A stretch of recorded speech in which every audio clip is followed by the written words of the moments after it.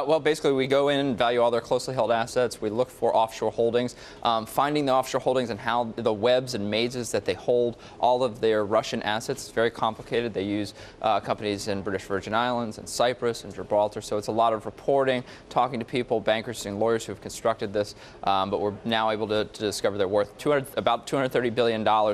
All 20 have at least some of their fortune offshore.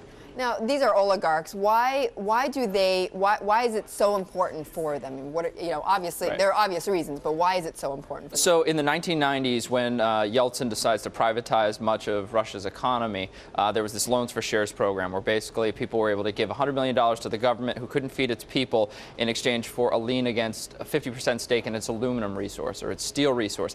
They knew the government was going to default, and they took, for about $100 million, they were able to buy up huge swaths of the economy. They quickly moved those assets offshore because eventually somebody was going to come and say, I'd like that back now, please. That wasn't really fair. And so they moved them all offshore. When Vladimir Putin comes in, and especially now, he's now talking very tough about trying to bring some of those back. He talked in his campaign last year for president about having a one-time tax for paying unfair prices to these oligarchs. So he is now really trying, he's at least talking about bringing some of them back, or at least encouraging the Russian billionaires when they take proceeds from selling companies to reinvest it in Russia, not other places. Is there anything he can do, though, or is it just more him encouraging them to do this? Well, I mean, Vladimir Putin encouraging somebody to do something is sort of like a papal mandate. Yes. But we see it with the TNK-BP deal. There were 5 billionaires who sold their 50% stake in TNK-BP, which is the big oil company, for about $28 billion. Putin immediately steps in and says he hopes that they will reinvest. 4 of the 5 billionaires released a statement 6 days later,